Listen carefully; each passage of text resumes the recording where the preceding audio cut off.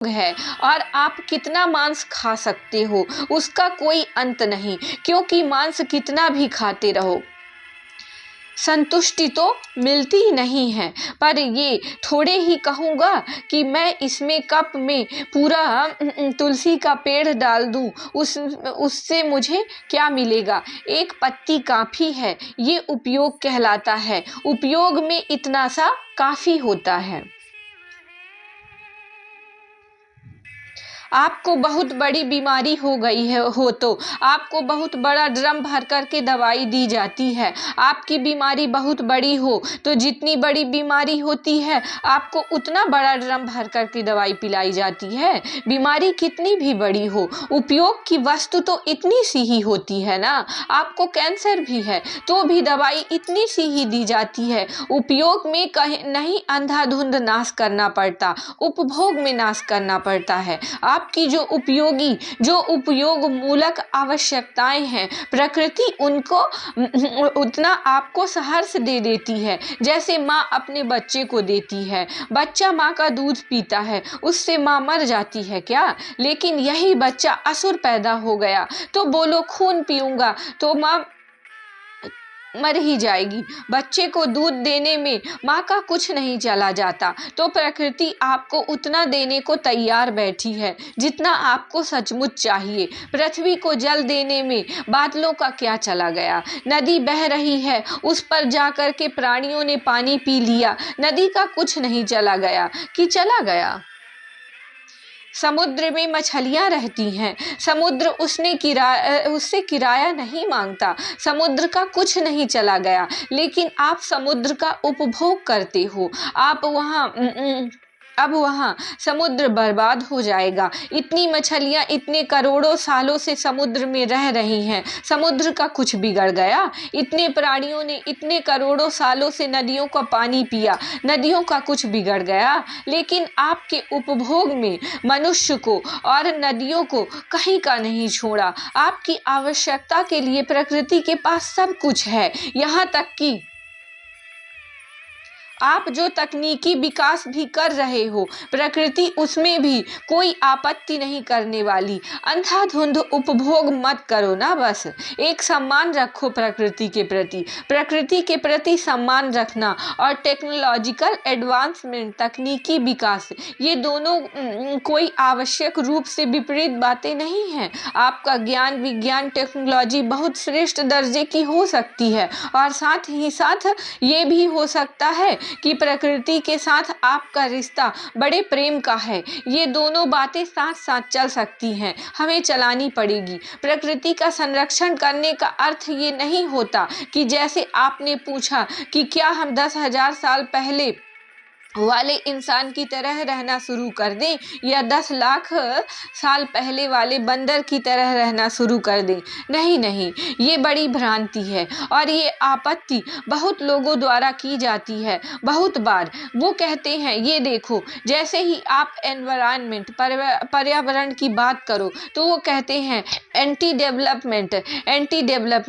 अरे एनवायरनमेंट और डेवलपमेंट साथ साथ क्यों नहीं चल सकते? अगर एनवायरनमेंट और डेवलपमेंट साथ साथ नहीं चल सकते तो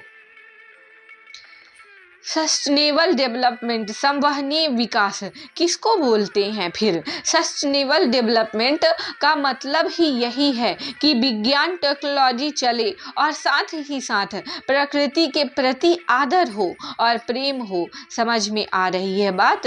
और ये दोनों एक साथ बिल्कुल चल सकते हैं। और देखिए, मनुष्य ज्ञान का पिपासु है, क्योंकि बोध हमारा स्वभाव है, तो ज्ञान तो हम मांगेंगे। उपनिषद खुद अविद्या का बहुत सम्मान देते हैं। ज्ञान तो हम मांगेंगे और जहां ज्ञान होगा फिर उससे कुछ टेक्नोलॉजी भी निर्मित होगी, तो वो भी होती ही रहेगी। तो जो ज्ञान की पूरी यात्रा है वो रुकनी नहीं चाहिए। टेक्नोलॉजी लगातार बढ़ती ही जा रही है, बेहतर होती जा रही है और उसको बेहतर होते रहना पड़ेगा, क्योंकि पड़ेगा, होना चाहिए उसको और बेहतर। लेकिन ये काम होना चाहिए प्रकृति के संरक्षण और सम्मान के साथ।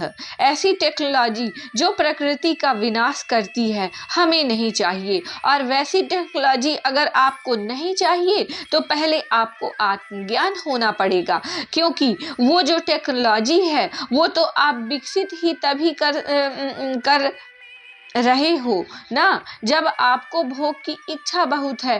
टेक्नोलॉजी कोई हवा से उतरती नहीं, टेक्नोलॉजी तो आप विकसित करते हो, आपको भोगना है तो आप भोगने के अनुसार टेक्नोलॉजी विकसित कर लेते हो। आपको स्लॉटर पशुवध करना है तो आप बहुत टेक्नोलॉजिकल एडवांसमेंट स्लॉटर हाउसेस, उन्नत तकनीक वाले बूचड़ खाने बना लेते हो। आदमी का केंद्र ठीक होना चाहिए, फिर विकास और पर्यावरण दोनों एक साथ चल सकते हैं। इसका मतलब ये नहीं है कि अगर आपको उन्नति चाहिए और साथ ही साथ नाश नहीं चाहिए तो आध्यात्म जरूरी हो जाता है। जो विकास आएगा आत्मज्ञान के बिना वो विकास आत्मघाती होगा ही होगा। जिन लोगों को विकास की जितनी ललक हो उन लोगों को उतना ज़्यादा आत्मज्ञान होना चाहिए, तभी विकास विनाशकारी नहीं होगा, नहीं तो विकास का अर्थ ही विनाश होगा।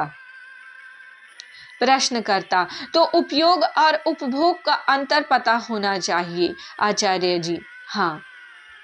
प्रश्नकर्ता: प्रणाम आचार्य जी, भोग को लेकर के मैं थोड़ा समझ नहीं पाया हूँ। भोगने की इच्छा तो अंदर बनी ही रहती है, भोगने के बाद ये शायद कम होती है, लेकिन कुछ समय बाद फिर उतनी ही हो जाती है, तो ये इच्छा बनी ही रहेगी या जा भी सकती है आचार्य जी? नहीं, वो तो तभी जाएगी ना जब पूरी हो जाएगी। इच्छा का मतलब है कि भीतर कुछ कमी है, उस कमी को पूरा करने के लिए इच्छा आती है। उसमें ना बीच में एक डिस्कनेक्ट होता है। इतना तो पता होता है कि भीतर कमी है, कमी ना होती तो इच्छा नहीं आती। लेकिन इच्छा सिर्फ ये नहीं बोलती कि कमी है, इच्छा ज्ञानी बनती है। ये डिस्कनेक्ट है। इच्छा ज्ञानी बनकर बोलती है कि कमी है, और मुझे ये भी पता है कि किस चीज़ की कमी है, और मुझे ये भी पता है कि किस चीज़ से वो कमी पूरी हो जाएगी। जो आदमी इतने पर ही